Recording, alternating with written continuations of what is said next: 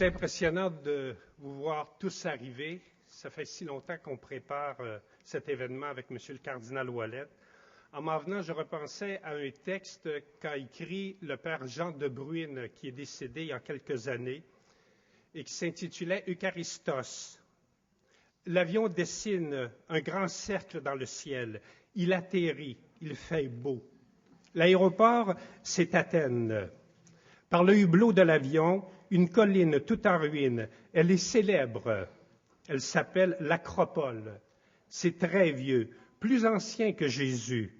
L'avion glisse sur la piste. Il s'arrête. Les passagers descendent. Et tout de suite, dès que tu es sur la terre de Grèce, tu entends « Eucharistos, Eucharistos ». En grec, cela veut dire « merci ». Merci beaucoup. Eucharistos ou Eucharistie, c'est un mot grec pour dire « merci ». Ce matin, en vous regardant, j'ai simplement envie de dire « Eucharistos ». Et ce qu'ajoute encore Jean de Bruyne, faire une Eucharistie, c'est faire un merci à Dieu. Je dois vous donner par mesure de sécurité les quelques consignes qu'on m'a dictées. Il y a 4 consignes qui sont importantes et qu'on devra donc respecter. Tout d'abord, on vous demande de repérer les sorties d'urgence qui sont les plus près de vous. Donc, il y en a ici à la droite, il y en a une autre sur le côté, il y en a les 2 à l'arrière. Ensuite, vous savez sans doute, mais c'est important de le répéter, il est strictement interdit de fumer, évidemment, dans cette salle, et il est également interdit de fumer dans tous les pavillons de l'Université Laval. Il est également interdit d'apporter toute nourriture dans l'enceinte ici, et vous pouvez apporter de l'eau, mais aucun autre breuvage que l'eau. Et enfin, nous vous demandons de bien vouloir éteindre la sonnerie de votre téléphone cellulaire durant les périodes de conférence et d'échange. Alors, je vous remercie de votre bienveillante attention et j'invite le doyen Marc Pelchat à procéder à l'ouverture officielle du symposium.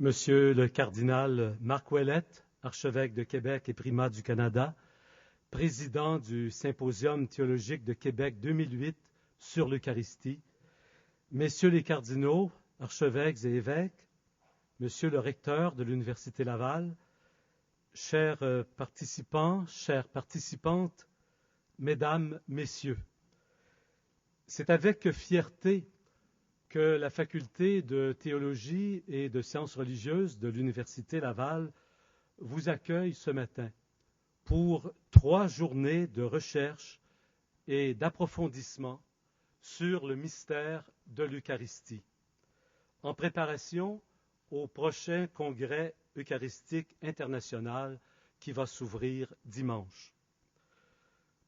Comme doyen de cette faculté qui vous accueille, j'ai été témoin des préparatifs intenses de cet événement, organisé à l'invitation de notre archevêque, qui est aussi le grand chancelier de notre institution de formation théologique.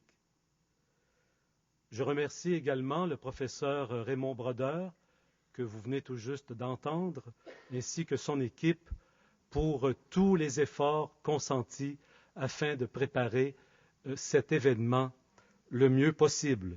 Il vous revient maintenant, à vous, de profiter de cette démarche de réflexion autant que vous le pourrez. Au nom de mes collègues, professeurs et chercheurs, ainsi qu'au nom de la communauté des étudiantes et des étudiants, je vous souhaite de trouver sur notre campus universitaire un cadre propice à ce travail de l'esprit. Et j'invite maintenant, sans plus tarder, le recteur de l'Université Laval, M. Denis Brière, à vous adresser quelques paroles de bienvenue. Merci.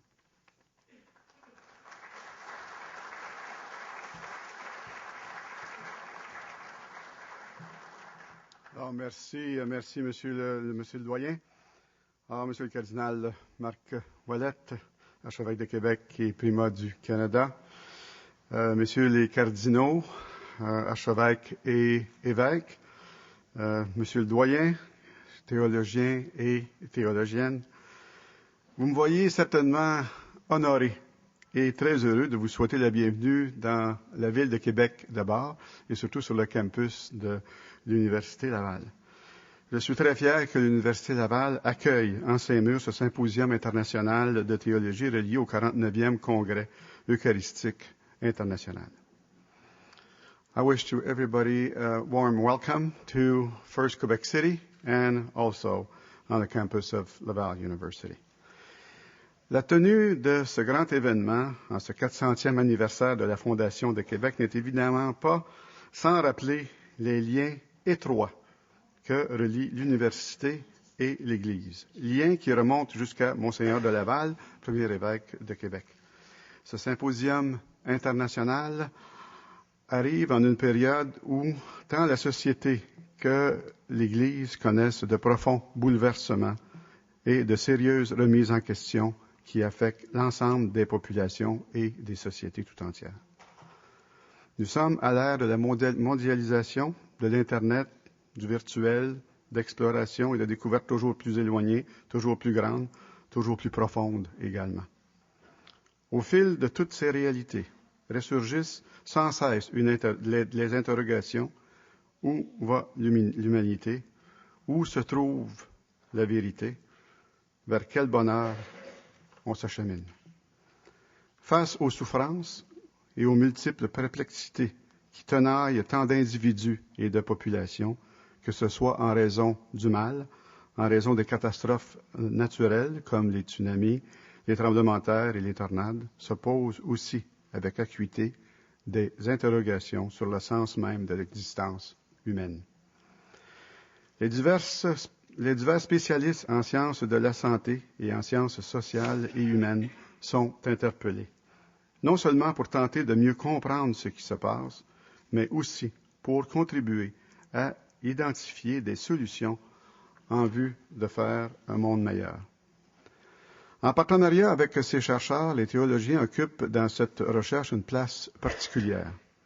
Ils sont en effet à pied d'œuvre à partir d'une part des quêtes humaines et d'autre part d'héritages propres au domaine de la théologie qui sont mis à leur disposition pour permettre de reconnaître la dignité profonde révélée aux humains par le Christ et la vocation d'amour et de justice qui découle de la foi. Le travail des théologiens est en ce sens une contribution inédite et hautement désirable pour le mieux-être et le devenir de notre monde. C'est donc pour l'Université Laval un honneur, une fierté que l'archevêque de Québec, M. le cardinal Marc Ouellette, ait demandé à notre faculté de théologie et de sciences religieuses de prendre en charge l'organisation de ce symposium international. C'est également une réalité qui nous interpelle. En effet, comme université qui cherche sans cesse à avoir une vision la plus complète et la plus ouverte possible, telle qu'annoncée dans notre plan d'action Horizon 2012, il nous semble impératif de ne jamais perdre de vue la perspective théologique de l'existence humaine et les apports que nous pouvons apporter en ce domaine, tant au monde qu'à l'Église. Votre apport et votre congrès ici est extrêmement important pour l'Université Laval si on réfère à Horizon 2012, parce qu'à l'université, comme vous le savez bien, on est des experts à transférer la connaissance du savoir-faire, mais vous jouez un rôle capital et de plus en plus important dans le savoir-être. Et ça, je vous dis que c'est imprégné dans notre façon de faire à l'Université Laval et à la direction. Tous les projets, tout ce qu'on fait présentement, on laisse à l'humain une très, très grande place. Et vous avez un très grand rôle à jouer. Un rôle à jouer pour favoriser l'écoute. Un rôle à jouer pour favoriser le respect. Un rôle à jouer pour favoriser la solidarité en face pour l'avenir de la société. Et nous espérons que l'université peut contribuer à sa façon à améliorer ces choses-là.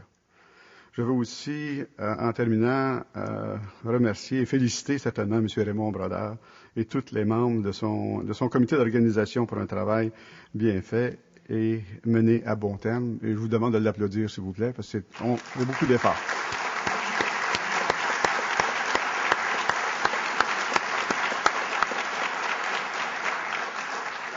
En terminant, je veux aussi vous souhaiter à tous de bons et fructueux échanges autour de cette audacieuse thématique théologique qui plonge au cœur même du drame de l'existence humaine, l'Eucharistie comme don de Dieu pour la vie du monde.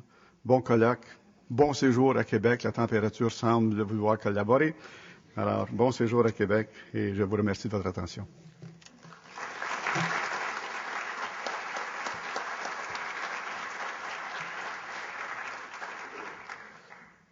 Merci beaucoup, Monsieur le Recteur. Je vous remercie pour votre présence à l'ouverture de notre symposium et je saisis aussi l'occasion pour vous remercier de l'appui de l'Université au travail théologique et à notre présence dans cette grande université. J'invite maintenant, sans plus tarder, le président de notre symposium théologique, Monsieur le cardinal Marc Ouellette, à s'adresser à vous.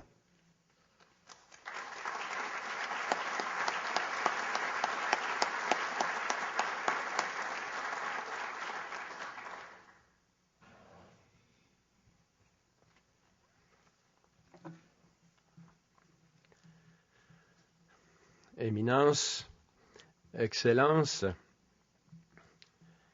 Monseigneur Piero Marini, président du Comité pontifical des congrès eucharistiques internationaux, Monsieur Denis Brière, recteur de l'université, chers amis, dear friends, queridos amigos, l'Église naît du mystère pascal. C'est précisément pour cela que l'Eucharistie, sacrement par excellence du mystère pascal, a sa place au centre de la vie ecclésiale. Avec cette pensée tirée de l'encyclique Ecclesia de Eucharistia, je vous salue et vous souhaite la plus cordiale bienvenue au symposium théologique qui prépare la célébration du 49e Congrès eucharistique international. Welcome. Bienvenidos, benvenuti, willkommen. Ya que hay traducción simultánea, voy a seguir en francés, pero no sin repetir una calurosa bienvenida a los de habla española e anche italiana e anche tedesca o alemán. Dans la communion de l'Église qui jaillit de l'Eucharistie du Seigneur, je vous exprime ma joie et ma reconnaissance pour la participation de nombreux cardinaux et évêques et archevêques, de même que de théologiens, théologiennes et pasteurs de tous les horizons de l'Église universelle, sans oublier ceux et celles qui se joignent à nous en provenance d'églises et de communautés ecclésiales distinctes de nous, mais en marche avec nous vers la pleine unité visible de l'Église à laquelle nous aspirons tous. I make my own St. Paul's wish to the Corinthians. The grace of the Lord Jesus Christ, the love of God, and the fellowship of the Holy Spirit be with us. In these blessed days of exploring more deeply the Eucharistic mystery, source and summit of ecclesial communion, and foundation of its evangelizing mission. The foundational theological document, which has nourished the preparations for the Quebec City International Eucharistic Congress, has also inspired the structure and sequence of our 3 days of symposium reflections. Since the Holy Eucharist is the memorial of the Paschal mystery, the liturgical celebration of this gift of God in history has an eschatological dimension not erased by the limited and repetitive character of our rites and symbols, which grounds the centrality of the sacrament in the life of the Church. Cette dimension eschatologique de l'Eucharistie demeure cependant un défi et un aiguillon pour la pensée théologique. Celle-ci doit articuler le rapport entre le don eucharistique originel, la dernière scène, et la médiation du mémorial, sans oublier la mission du Saint-Esprit qui permet de surmonter les apories de la théologie traditionnelle entre la temporalité du rite et l'éternité du don, entre l'unicité du sacrifice pascal du Christ et la multiplicité de ses représentations, entre l'efficacité exclusive du sacrifice du Christ et la participation active et féconde de l'Église à ce mystère nuptial entre le ciel et la terre. En évoquant l'Eucharistie, mystère nuptial, j'introduis le deuxième moment de notre réflexion, la réponse de l'Église au don de Dieu dans le Christ. L'Église naît du mystère pascal. Elle renaît chaque jour de l'Eucharistie, mysterium fidei par excellence, qui la replonge sans cesse dans la source trinitaire du baptême. La foi de l'Église, issue de la foi de Marie, appartient intrinsèquement au mystère d'alliance qu'est le Verbe incarné, crucifié et ressuscité d'entre les morts. Cette foi de l'Église épouse, insufflée au cœur des baptisés par le Saint-Esprit, ne cesse de se traduire dans la vie par un contre-don personnel, liturgique et éthique qui célèbre l'avènement initial du royaume. D'où le troisième moment de notre réflexion, l'Eucharistie et la mission. L'Eucharistie est le témoignage évangélique. L'Eucharistie est l'engagement pour un monde plus habitable, plus juste et plus compatissant, plus pacifique. Que de questions brûlantes de la vie du monde se pressent alors au rendez-vous de la parole de Dieu et de l'Eucharistie. La pauvreté, la guerre, la protection de la vie, le soin de l'environnement, la quête du sens, la solidarité internationale, etc. Les trois moments que je viens d'évoquer ne sont au fond que le déploiement du don trinitaire à travers le mystère pascal du Christ qui fait advenir l'Église communion, aurore du royaume et promesse d'une humanité nouvelle aux multiples facettes. Humanité nouvelle parce que réconciliée. Humanité sacerdotale qui exprime au nom de tout le créé le culte filial des enfants de Dieu. Humanité engagée dans la mission afin que toute créature sous le ciel puisse participer pleinement de la grâce de la rédemption.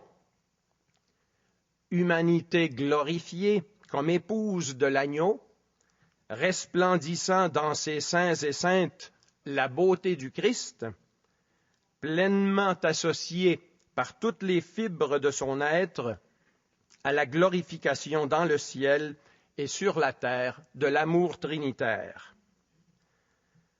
Voilà, en quelques mots, un itinéraire esquissé dans le document théologique de base pour le 49e Congrès eucharistique international. Cet itinéraire demeure schématique, partiel est certainement perfectible. La tradition chrétienne ici représentée en de nombreux courants de théologie, de spiritualité et d'options pastorales pourra y apporter d'autres accents et des compléments de perspective dans la grande symphonie catholique. Le symposium est ouvert et je remercie à l'avance tous les conférenciers, tous les intervenants et intervenantes pour leur contribution. Je remercie aussi d'une façon spéciale la faculté de théologie et de sciences religieuses de l'Université Laval pour sa précieuse collaboration dans l'organisation de ce symposium. Puisse l'Esprit Saint qui scrute les profondeurs de Dieu et qui nous conduit à la vérité tout entière, inspirer et conduire nos réflexions et nos témoignages vers l'amour du sacrement par excellence et de l'unité de l'Église qui en procède. Puissions-nous trouver, à l'occasion de nos échanges, un supplément de sagesse et d'enthousiasme pour intensifier notre engagement missionnaire au service de l'Eucharistie, don de Dieu pour la vie du monde. Thank you very much for your attention. Merci.